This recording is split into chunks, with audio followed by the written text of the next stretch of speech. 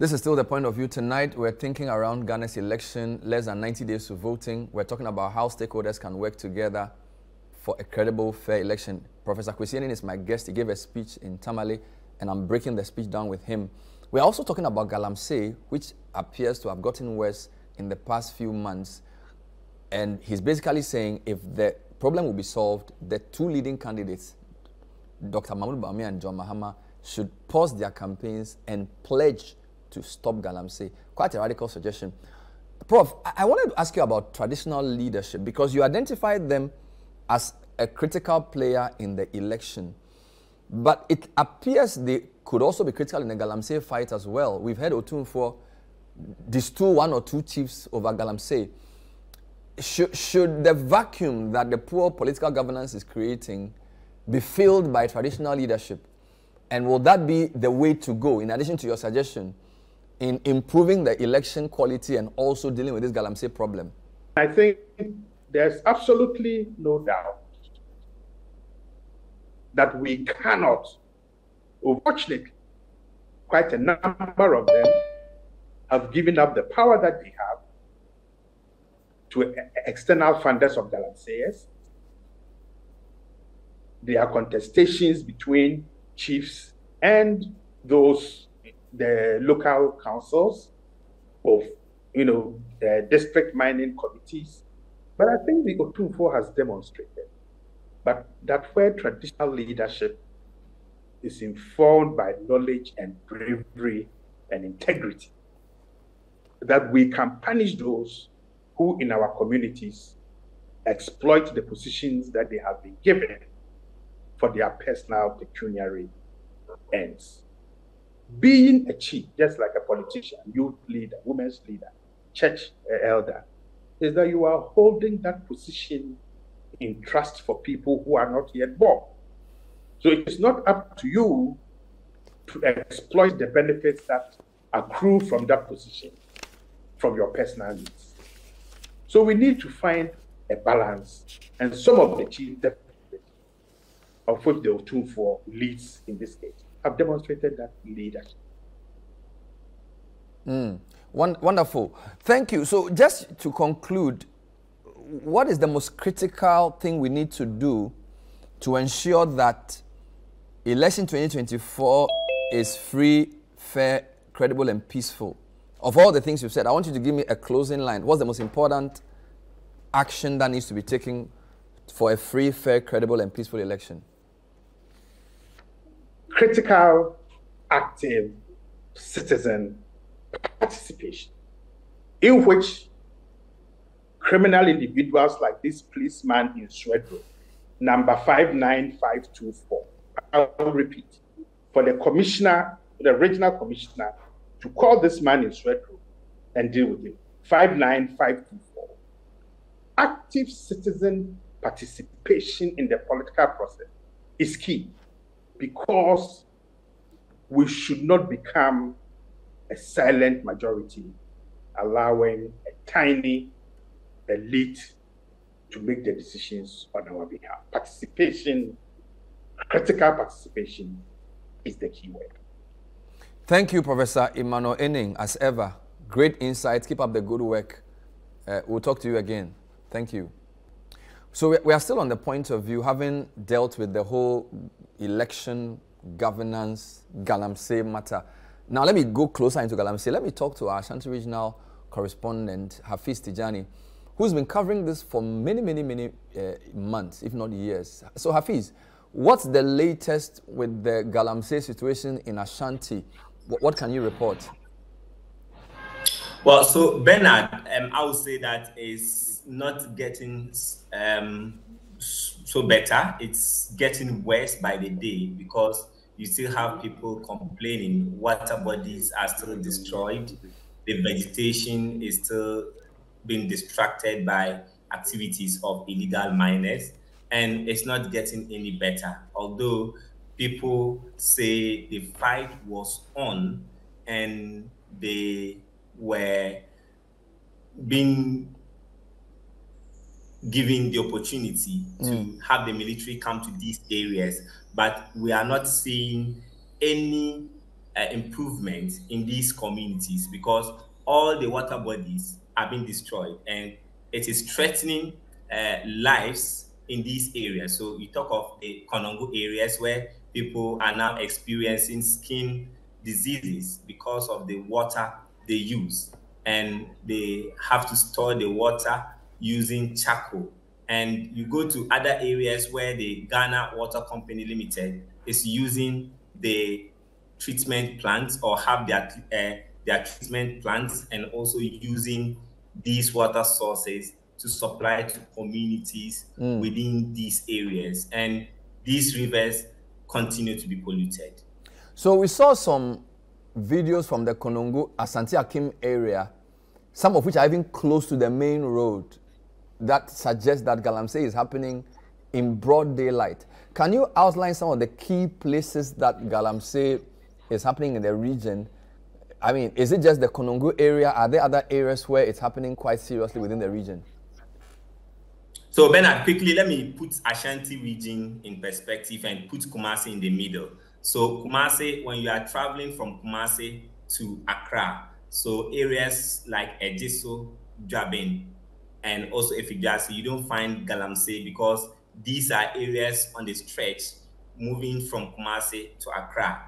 But when you get to the Bonfa Junction and you are branching to the Bosomi Frehun district, you have illegal mining activities going on. So when you come back to the Bonfa Junction and you take the stretch to Accra, you get to areas like Konongo, Odumase, the part of the Asante Achim North, the Asante Achim Central, and the Asante Achim South. These are areas you find the activities of illegal miners. And you come back to Kumasi and you are traveling on the stretch to Sunyani. So you have the Mankranso, Sabronom, Tepa, you have Ninehi. These are areas that links you to the Western North and the Bono regions.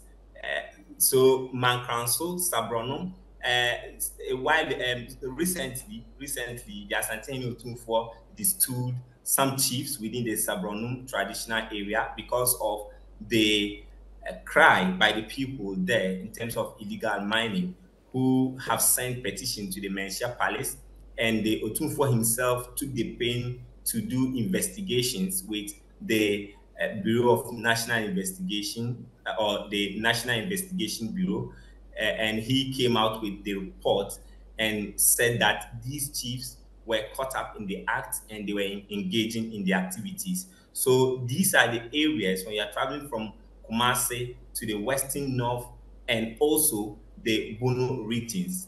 Mankranso, Sabronum, Ebijama, Tepa, Kunsu are areas where illegal mining are done, or the illegal mining activities are done. And you look at areas like Nimehini, you find illegal mining activities too. So when you come back to Kumasi and you are traveling on the Kumasi to Cape Coast Western region, you find out that Obuase, the Manso areas, the Manso South, the Amansia South, the Amansia West, and the Amansia Central district. These are where you find illegal mining activities.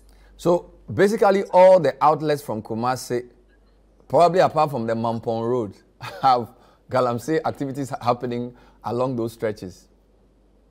So apart from the Mampong and Offensu Road, you don't have Galamsey activities. But there's another disturbing trend rearing its ugly head, that is sand winning. And farmers are already bearing the brunt of such activities, and they are complaining. And some time ago, we heard that the RECSEC was stepping in. We've not had an update of this matter. So sand winning is also happening around when you are traveling from Kumasi to Kona in the South District. All right. Let me turn to Neil Amate Kanaku, Eastern Region, to see the situation there. So Neil, thanks for joining us as well. Earlier this morning, you suggested that the Birim River was completely, almost useless as far as water production was concerned. Can you tell me the places you've been covering for Galamsey in the region and what is happening to the Birim River in particular? Thank you very much.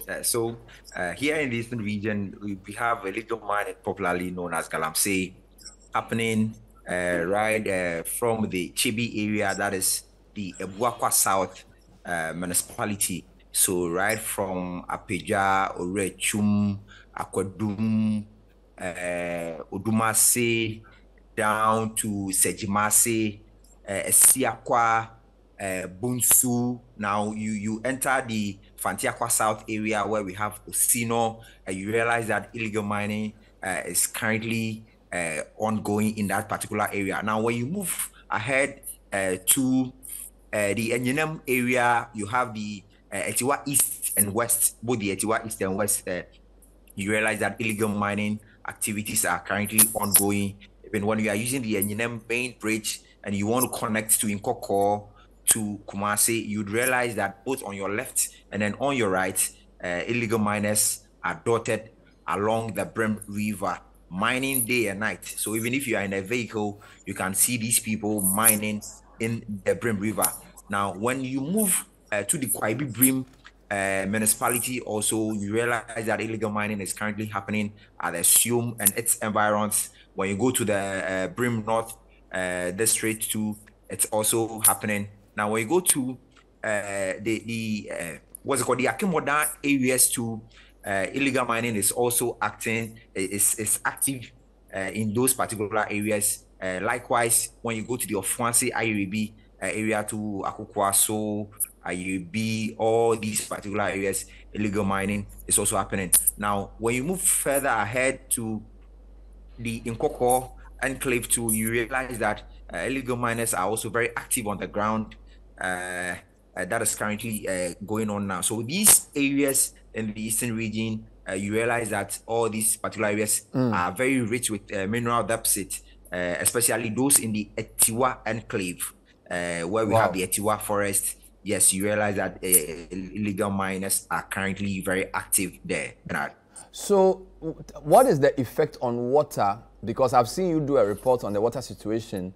Talk to me about the water situation. And also, you said earlier that some communities have started shutting down Galamsey sites. I think you were reporting that earlier in the day. If you can comment on that as well for me. Thank you very much. So with regards to the water situation, we have the Osino water treatment plant, we have the Bunsu water treatment plant, and the Chibi water treatment plants since 2-3 years ago shutting down intermittently. You realize that anytime production levels source up, that is the turbidity levels, the plants need to shut down. We've had people, community members engaging us, complaining bitterly about the situation. The Ghana Water Company Limited also engaged us and also put to bear all these challenges they are facing. But as time goes on, you realize that they keep on recording turbidity levels that are actually very higher than they used to record. Now, just on Friday, my contact there told me that they recorded turbidity levels of 10,000, 100,000 rather, which they were operating under 500 NTU. Now, just this Friday, that was what they recorded. So the workers at the treatment plants are currently working just 4 hours a day. They are doing production for only 4 hours instead of the 24 hours that they are supposed to run these plants. Because firstly, they tell me the Brim River is deeply silted. They need to apply a lot of chemicals before they can treat these waters. And then they also say that the plant may actually lose these plants if they continue to run these plants on this high turbidity levels. So as we speak now, the Osino and then Bunsu water treatment plants are really recording high levels of turbidity that these workers stationed there are really concerned about. Because of that, they've been rationing water because the productivity level is low. So definitely they need to ration water in those areas. Now, just yesterday, when we go to the Kwabibim area, just yesterday around 6 a.m., it was like a mob engagement because The residents of Esium, including chiefs, for 2 months now have been raising concerns about activities of illegal miners operating in the area. So just yesterday, early in the morning, it was like a mob relief. They just came out and then attacked these illegal miners, besieged their operational sites, and then chased them away. Now, these illegal miners, sensing danger from these people, had to take to their heels, leaving behind the excavators they were using in degrading the land and then destroying, polluting water bodies in that particular area. Now, these residents, clad in red, apparels, young, old, even female, the pregnant women, all took part in this particular exercise to get rid of illegal miners in their area. They've held a series of press conference trying to bring to the attention of government the activities of these illegal miners in the area, but it's all yielded no positive results as their action on these illegal miners in the area. Now, the Kontihini of that particular area, who supported the act by his people, indicated in an interview that he's written petitions upon petitions to the Minerals Commission's Directorate in Koforidua. He's also petitioned the Ghana Armed Forces and then the Ghana Police Service also in this particular regard to bring to the attention the activities of illegal miners in the Esium area. But if all these are yielding no good results, then it's time for the youth to take the laws into their own hands, Bernard. Thank you. We'll come back and talk to Hafiz as well on some of the images we've seen from the Ashanti region. This is the point of view. This second part is dealing with the Galamsey menace. Stay with us.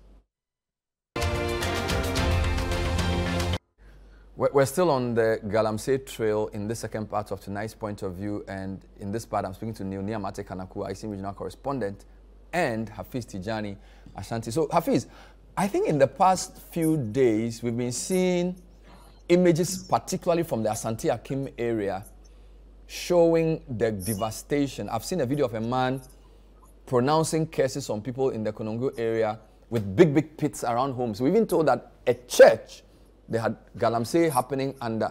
Is the Konongo area a recent phenomenon? Because I know you reported on the Manso Edubia Galamsey for many years. Is the Asante Akim area Galamsey new? And how come this is happening in a town where people's houses and churches are being dug around? What's going on? Well, it's not new. So when you go to the Odumasi area, so you know Asante Akim Central is Konongo Odumasi. So when you go to the Odumasi area, you realize that they used to do more of the rock. So they go down and then dig to get the rock and also the gold ore, which they term as the load. So when they get that one, they wash it. They can even do it in their houses or within the residence. But until recently, residents have begun seeing people now using the water bodies. The Owe River used to be very clean, and the Enu River, which is an intake point of the Ghana Water Company, so it shares boundary with the Owe River. So because of the pollution of the Owe River, it's now polluting other water bodies where the Ghana Water Company is also relying on to supply to communities within Konongo and adjoining communities within the Asante Achim South and the Asante Achim North districts. So people did not mind because the activities of illegal miners was limited or were limited to the rock mining or rock type of mining. They get the load, they go to grind the load or the rock, turn it into the load, which they call the gold ore, then wash it to get the deposits or to get the minerals from the load. But until recently, when people started to see this incident happen. So the recent incident we reported, Bernard, where you have people mining in the middle of the town, this was a letter was sent to the EPA and also the Minerals Commission in the area that the assembly was going to carry out a dredging exercise because of the flooding situation within this area. And this area was used by farmers to grow rice and other crops. And the dredging was not done. And people also say the dredging was done, but alongside the mining was also done. So later, the dredging was stopped and the mining was continuing. And then prompted some of the residents who began raising concerns. Then we had to go into the area. And because it's done on the highway, they were using some metal sheets or roofing sheets to cover the area so that people traveling on the Kumasi Accra highway would not see what was going on. All right. And after our report, it stopped. The MUSEC and the RECSEC moved in and stopped them. And we are told now that they are doing a dredging, a reclamation of the destroyed environment. Thank you, Hafiz. This is a running story that we will be following throughout the rest of the month. So thank you for your work. Hafiz Tijani is our Ashanti Regional Bureau Chief. Neil Niamate Kanaku is our Eastern Regional Correspondent as well. Both have been covering Galamsey for many, many years, bringing us the devastating tale of Galamsey in the second part of our show. In the first part, we spoke to Professor Kwesi Ening, who gave a lecture on building trust for free, fair, credible, and peaceful elections, and we took his insights on those as well. Thanks for watching. We'll see you next time. Bye-bye.